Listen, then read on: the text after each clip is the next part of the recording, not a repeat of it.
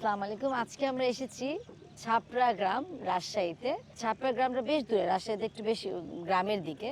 ফিরোজা বেগমের অনেকগুলা ছাগল, কিন্তু আমরা যখন অনেক আগে দেখেছিলাম তখন উনি গৃহবধূই ছিল, এখন সে একটা উদ্যোক্তা। আচ্ছা, আপনি বলেন তো আগে আপনি কি করতেন? আমি আগে কি করতাম, আমার স্বামী তখন ইনকাম করতো। আচ্ছা আমার স্বামী আজ 4 বছর ইনকাম করতে পারে না, তার জন্য আমি মুরগি পালি, তারপরে হাঁস পালি। তারপরে এবার আমার পুঁজি ছিল না, আমাকে অনেশন থেকে ছাগল দিয়েছে, দিয়ে আমি ছাগল পালি। ছাগল পালতে পালতে যখন বেশি হয় তখন ওনারাকে দিয়ে আমিও নিই, ওখান থেকে ছাগল আমি এখানে খাই। আপনি প্রথম এই অন্বেষণের জন্যই ছাগল পালা শুরু জি, করেছেন, তাই তো? তো ছাগল পেলে আপনি কিরকম লাভ হচ্ছে, কেমন হয়, কতদিন ধরে পালছেন ছাগল? ছাগল আপনার 1 বছর 2 বছর থেকে 2 পালি। বছর। তো কিরকম লাভ হয় বলেন তো ছাগলে? মানে আপনি তো প্রথমে কয়টা ছিল? প্রথমে আপনার হলো 2টে ছিল, আচ্ছা, তারপরে তারপরে বাচ্চা? এখন বাচ্চা হয়ে 5টা আছে। 5টা বাচ্চা। জি, ছাই মেয়ে 5টা হয়েছে।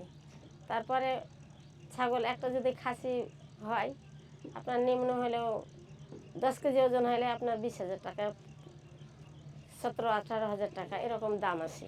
আচ্ছা আচ্ছা, তাহলে তো ভালোই। মানে জি, তাহলে এরকম দাম আসলে আপনি বিক্রিও করতে জি, পারছেন? আমি বিক্রি করে তখন আমি পেটে খাই। আচ্ছা, তাহলে আপনি নিজের ঘরে না বসে মানে ঘরেও থাকা হচ্ছে, জি, আমার আবার বাড়িতে সংসারও কাজ করা হয়, আমার ছাগলও পালা হয়। আচ্ছা, তো মানে আপনি বাসা তো এখানেই একদম জি, কাছে, এটাই বাসা আমার। এটাই বাসা। এবং আপনি এতগুলা ছাগল, 5টা ছাগল সুন্দর করে আছে। জি, ছাগলের পিছে যে খরচ টরচ সব উঠে যা থাকে নিজেও কিছু রাখছেন, আর আমাদের প্রজেক্টে হ্যাঁ, অন্বেষণকেও দিচ্ছে, দিচ্ছি। তাই না? তো এর আগে তো কোনদিন এরকম ভাবতেই পারেননি যে আপনি ইনকাম করতে পারবেন, ভাবতে না, পেরেছিলেন? জি না।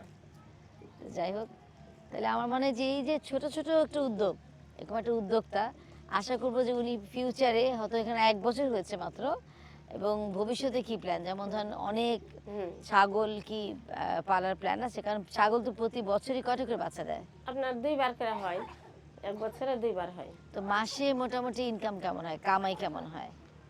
মাসে কেমন হবে আপনার হলো, ছাগলটা আপনার হলো 3 মাস হলে পারে দুধ ছাড়ে, 3 মাস দুধও পর্যন্ত। বিক্রি করতে পারেন? না, ছাগলে তো দুধ বিক্রি করা যায় না, আচ্ছা আচ্ছা ছাগলে খায় মানুষ হয়। আচ্ছা, ছাগল ছাগলের বাচ্চাই হুম, খাচ্ছে। আচ্ছা, তারপরে? তারপরে 6 মাস বছর আপনার যদি পালতে পারে তাহলে পয়সা হয়। আচ্ছা, তাহলে এটা আপনি কি বিক্রি করে দিলে আবার যখন ছাগল পালবেন তাহলে আপনার আস্তে আস্তে জি, আসল যেটা যতটুকু আপনি প্রথমে হ্যাঁ, ইনভেস্ট করেছিলেন হ্যাঁ, ওটা চলে যাচ্ছে, আবার সাথে সাথে আমাদেরও প্রজেক্টে লাভ হচ্ছে, হ্যাঁ, যেমন জি, ধরুন আমরা যে কাজগুলো করছি আপনাদেরকে উঠানোর জন্য, সেটা তো, এটা তো ছাগল পালা তো গ্রামে খুব কমন, মানে খুবই সাধারণ বিষয় না? জি, তো আপনি কেমন লাগছে নিজে এই যে ইনকাম করতে পারছেন? আমার খুব ভালো লাগছে। যাক, যাই হোক, আমরা এভাবেই ছোট ছোট ঘরে যে আমরা ওদের এক একজন ব্যক্তিকে তুলতে পারছি, যারা ঘরে নিজের কাজ করছে, ঘরের কাজের পাশাপাশি তারা এই এক একটা নিজের উদ্যোগে একটা ছাগল করছে। ভবিষ্যতে দেখা যাবে কোনো ছাগল একটা ফার্মও দিতে পারবে।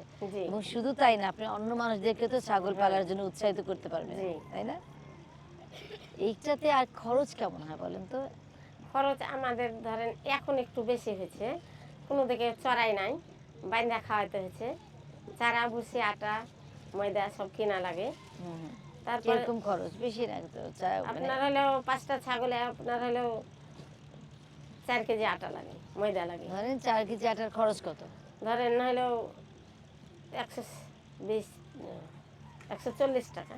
140 টাকা খাওয়া খরচ হচ্ছে। ছাগল একটা দুটো ছাগল দিয়ে শুরু করেছেন নাকি একটা ছাগল দিয়ে? জি, দুটো ছাগল দিয়ে শুরু করেছিলেন। এখন যে বাচ্চাগুলো, 3টা বাচ্চা আছে, এরা বড় হয়ে গেলে তারপর ওই টাকাটা উঠে যাচ্ছে, জি, তাই না? এরপর তো লাভই থাকবে, জি। তাই না? তো এরপরে আপনি প্ল্যান কি, এই যে এই ছাগল নিয়ে কি আপনি অন্য মানুষদেরকে ট্রেনিং দিতে পারবেন, প্রশিক্ষণ দিতে পারবেন যে কিভাবে পালতে হয়? হ্যাঁ, তাহলে হ্যাঁ, আপনি একটা ছাগল দিয়ে দিলেন, কারণ অনেকগুলো ছাগল হয়ে গেলে তা একা পালতে পারবেন না না। দিয়ে মানুষকে দেয় মানুষ। দেয় না?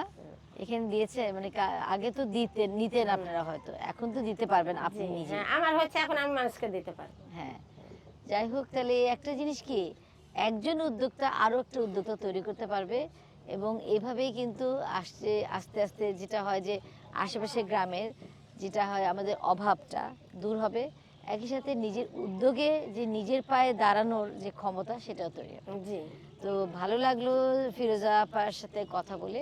আশা করি এরকম অন্বেষণের ছোটো ছোটো প্রজেক্টে আপনারা অন্যরা যারা চান সেখানে কন্ট্রিবিউট করতে পারবেন। আমি তো আছি, এবং ওনারাও নিজে উদ্যোক্তা হয়ে আরও অনেককে সাহায্য করতে পারবেন।